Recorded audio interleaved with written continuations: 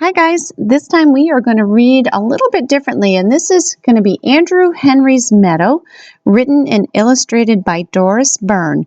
And our friend Brer Rabbit is here, but he's hiding in the background. So just want to let you know he's going to listen too. Here we go. Until that spring, Andrew Henry Thatcher lived with his family in the town of Stubbsville. He had a father and a mother and two older sisters named Marion and Martha. The girls were always with each other. He also had two younger brothers named Robert and Ronald. They were always with each other too. Andrew Henry was in the middle. He was always with himself, yet he didn't mind. He had plenty of things to do.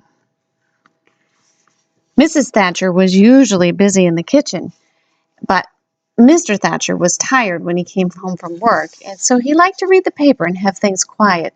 Marion and Martha liked to sew or try new ways to wear their hair. Robert and Ronald liked to play with toy cars and coloring books. But Andrew Henry liked to build things. Look what he's got going here. My goodness. He's got a duck, 1, 2, 3 ducks, and there's a little frog over here. Mrs. Thatcher was unhappy when Andrew Henry built a helicopter in the kitchen. The helicopter had many fine features. Nevertheless, she said to him firmly, "Andrew Henry, I have work to do. You must take that thing out of the kitchen." Then Andrew Henry built an eagle's cage in the living room, and Mr. Thatcher was annoyed. It was a fine eagle's cage. An eagle would have liked it, but Mr. Thatcher didn't. He told Andrew Henry to go outside and to take the eagle's cage with him. When Marion and Martha saw the merry-go-round Andrew Henry had hitched up to the sewing machine, they were upset. It went around nicely, too, but they told him to unhitch it and to do it right now. Robert and Ronald didn't even like the systems of pulleys Andrew Henry rigged up in their room, although it could close the door, fetch the crayon box, and lift the table 1.5 feet off the floor. They cried, "You're always spoiling our fun, Andrew Henry. Leave us alone." Andrew Henry thought about it more and more. One fine spring morning, he made up his mind. Quietly, he gathered together his tools. He packed his hammer and his saw, his pocket knife and pliers, a big sack of nails, some bolts, nuts, and wire, and even a few lengths of stovepipe. "I'll build a house for myself," he said to himself. He went out the back door and down the path. He knew where he was going. No one saw Andrew Henry leave except the Thatcher's dog, Sam. As usual, Sam started to follow Andrew Henry, but this time Andrew Henry told him firmly that he must stay home. Sam was a good dog, so he sat down by the gate in the shade of the lilac bush and watched until Andrew Henry was out of sight. Andrew Henry walked kitty-corner through Burdock's pasture, and then he climbed up over Blackbriar Hill. Then he went out across Worsby's swamp and through the deep woods. Finally, he came to a meadow. A stream wandered through the meadow, sparkling in the sunlight. On one side of it was a tall fir tree, straight and strong. Andrew Henry walked right over to the fir tree. He dropped his tools beside it and looked at the ground. He looked the ground over. "Here is where I will build my house," he said to himself. He set to work, and before long the house was finished. The walls were made of clay and rocks and poles, and the roof was made of fir boughs. And outside one window there was a fine landing field for dragonflies. That's the dragonflies. But Andrew Henry wasn't alone long. Soon, Alice Burdock stepped out from the deep woods. She had her bird things with her. Mr. Burdock, who was a farmer, didn't care for birds. They ate his cherries, scratched up his corn, and nested in his barn. He put scarecrows in the cornfield and tin cans in the cherry trees to scare away the birds. He even kept 4 cats in the barn to discourage the swallows from nesting there. But Alice liked birds. She had brought along what she could. "Andrew Henry, will you build me a house too?" she asked. "Sure thing," said Andrew Henry. It was a nice house, especially for a person who liked birds. A ladder climbed straight up the trunk of the old tree to the house. And there were plenty of bird baths and feeding stations. There were bird houses and a balcony for watching the birds, and even a handy rest for Alice's binoculars when she wasn't using them. Next, out of the deep woods came George Turner. He had most of his boats, all of his fishing poles, and his biggest paddle wheel. Mrs. Turner didn't like him to use these things in the bathtub. George wanted Andrew Henry to build him a house too. "Sure thing," Andrew Henry said. First, they built a bridge over the creek, and then they built a house on the bridge so that George could be near the water. The house had docks for boats and a built-in fishing poles.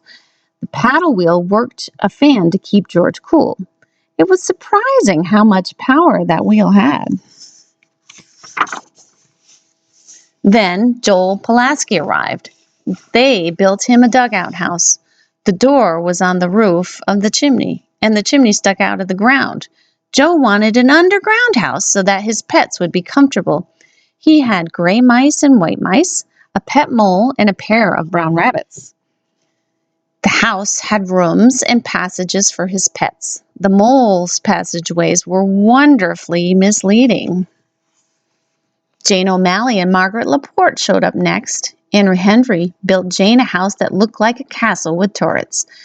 They dug a ditch around it, which they filled with water from the creek.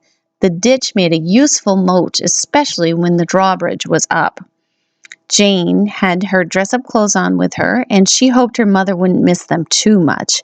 She explained that they made her feel like Lady Jane instead of just plain Jane.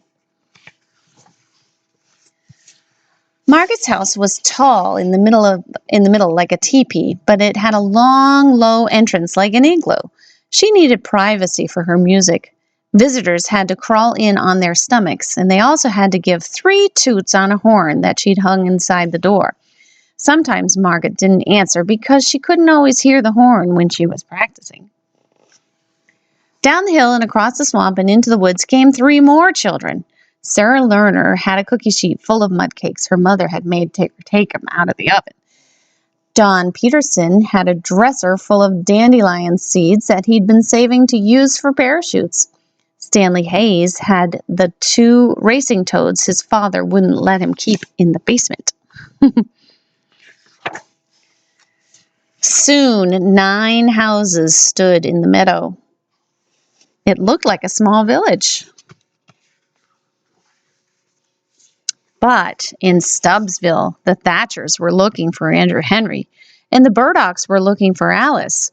Soon, the Turners and Pulaskis, the O'Malleys, the Laportes, the Lerners, the Petersons, and Hayes all began looking for their missing children. For 4 days and 4 nights, everyone searched frantically. They hunted in the fields and in the barns and the buildings and the vacant lots, but the children could not be found. The only one who wasn't searching was the dog, Thatcher's dog, Sam. He sat quietly under the lilac bush by the gate. Sam was a good dog, but he was very lonesome. As he gazed sorrowfully out towards the far corner of Burdock's pasture, the lonesomeness in Sam grew and grew and grew. Finally, it grew too big, even for a good dog. On the morning of the 5th day, Sam raised his head and poured out a long, aching howl. He sprang to his feet and raced for the near corner of Burdock's pasture. The townspeople all heard the howl and saw Sam racing off with his nose to the ground. "The dog has found their trail. Follow Sam! Hooray for Sam!" Sam ran kitty corner through Burdock's pasture. The fathers and mothers and sisters and brothers and even the cats and dogs of the missing children all ran kitty corner after him. They climbed up over Blackbriar Hill and went across Warspiggy's swamp and in through the deep woods until they came to a meadow. It was Andrew Henry's meadow, and there were the children. What excitement! All 9 children, their parents, and all the sisters and brothers met with shouts of joy. They laughed and hugged each other. The fathers and mothers were too happy to scold or ask any questions. Their children were safe. Andrew Henry and his friends were happy too. They had been away from home for 4 long days and 4 very long nights. The village and the meadow had been wonderful. They would not forget it. But they missed their mothers and fathers and their sisters and brothers and their cats and dogs. They were ready to go home. The Thatchers gave Andrew Henry the corner of the basement behind the furnace just to build things in. He built a roller coaster for Robert and Ronald's toys cars. By using a bucket and parts of an electric fan, he made a hairdryer for Marion and Martha. The pipe filler he made for his father. It worked the same way as a bird feeder does, and he was especially proud of the automatic table setter that he made for his mother, although it did take up a lot of room. Andrew Henry was pleased to have such a fine place to work, and his family was always curious to see what Andrew Henry would build next. The end. Thanks for listening.